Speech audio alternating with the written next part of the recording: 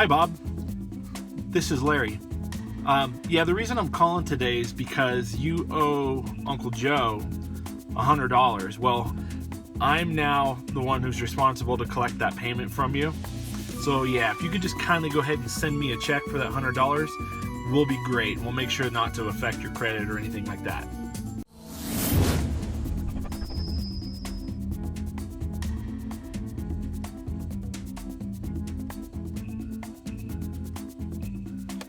Have you ever heard anything like that before? If you are watching these videos or visited my website, chances are you have probably had experience with a third-party collector or a debt collection company.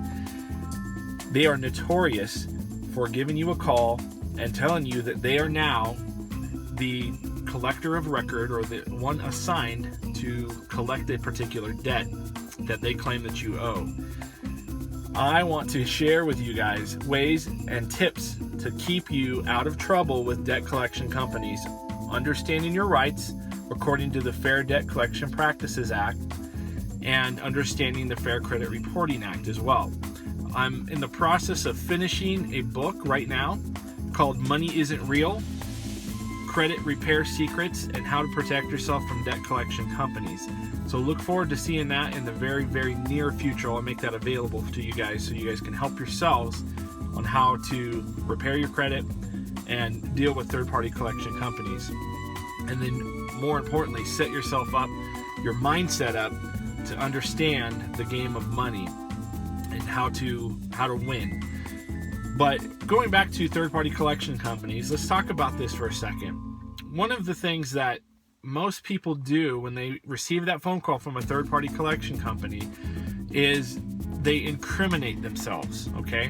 So what is the first thing that a police officer says when he's arresting you for something? Well, hopefully you've never had personal experience, but all of us have watched Cops at one point or another, and you've seen what the cops do. They read you a Miranda right.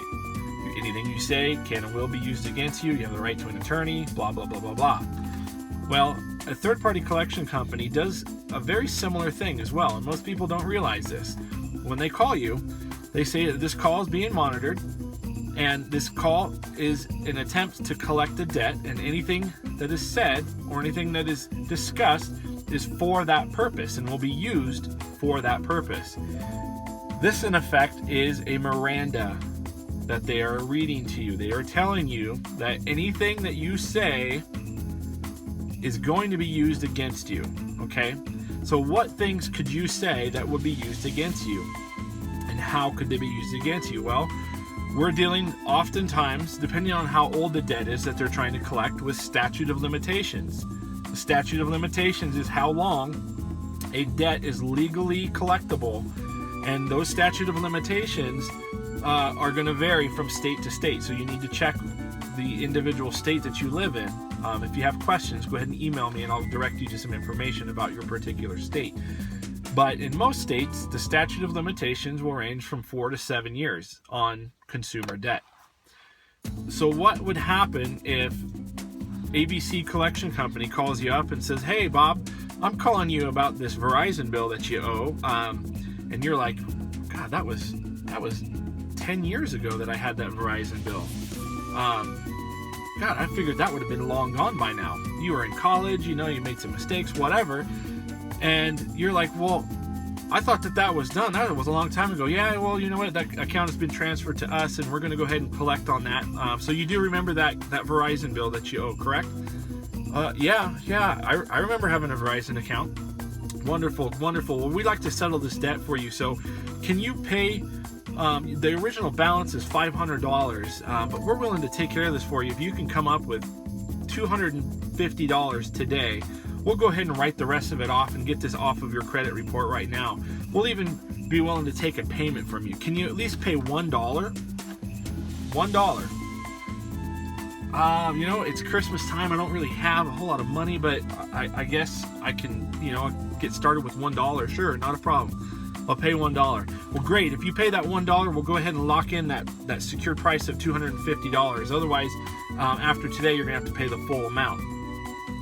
See, this is a game that they're playing with you. What they're doing is they're getting you trapped into a new verbal contract, a new statute of limitations, okay?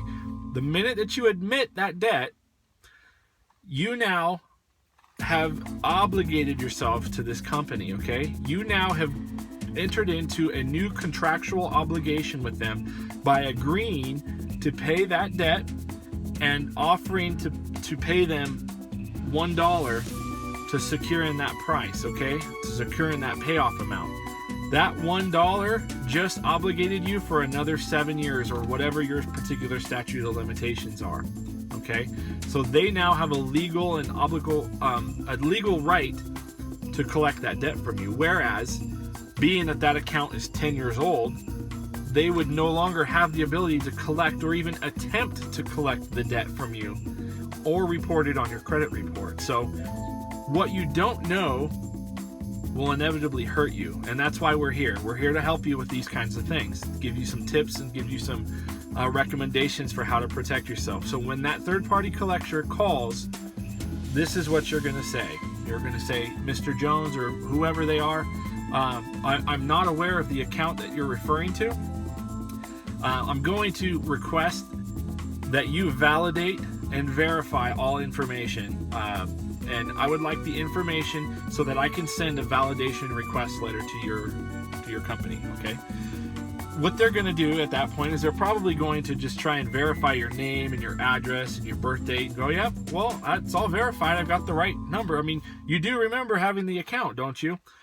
No, I don't. I don't recall anything about this particular account, so I'm going to need that information so that I can go ahead and request a validation of the particular account, okay? They're going to probably get agitated and sound a little bit irritable at this point because they understand what you're doing. They don't like what you're doing because you are, in effect, you are invoking your rights as a consumer. The third-party collection companies out there are legitimate legal businesses, most of them. A large portion of them abide by the rules. They abide by the Fair Credit Collection Practices Act and the Fair Credit Reporting Act. But then there's a large majority of them that don't. They just completely and utterly disobey and forego the rights of consumers by abusing them, whether it be verbally, threatening them, making accusations of things that are going to happen that are definitely not going to happen, and then just abusing the laws and the provisions that are set forth to protect consumers from creditors. So the more you know, the more you can protect yourself and keep more of your money in your pocket by using the legal loopholes and the laws that are available for you as a consumer. So you're going to request the information so that you can send a debt validation letter. If you don't know what a debt validation letter is, I'm going to leave a link in the bottom of this video in the description so that you can contact us and we'll get you set up with a good validation letter, okay? That's going to start a whole chain of events, okay? From that point, that company now has to provide to you verifiable information about the particular debt that they are claiming that you owe. They cannot just say, hey, Uncle Joe loaned you some money and I'm now collecting on it, so you got to pay me. That's a scam that goes way, way back. Who's to say that they don't have a company or people out there just digging through paperwork and found an old account and looked you up and gave you a call and said, hey, I'm now the rightful owner of this debt and I'm going to go ahead and collect on it. So you have every right under the law to request validation and verification of any and all debts. So I want to wish you guys a Merry Christmas. I hope this information was helpful. Just remember, don't admit to anything and ask for the contact information, the mailing address for the validation dispute department. And from that point, we'll help you on to the next levels. I hope you guys have a very, very Merry Christmas. And just remember, money isn't real. Have a good one.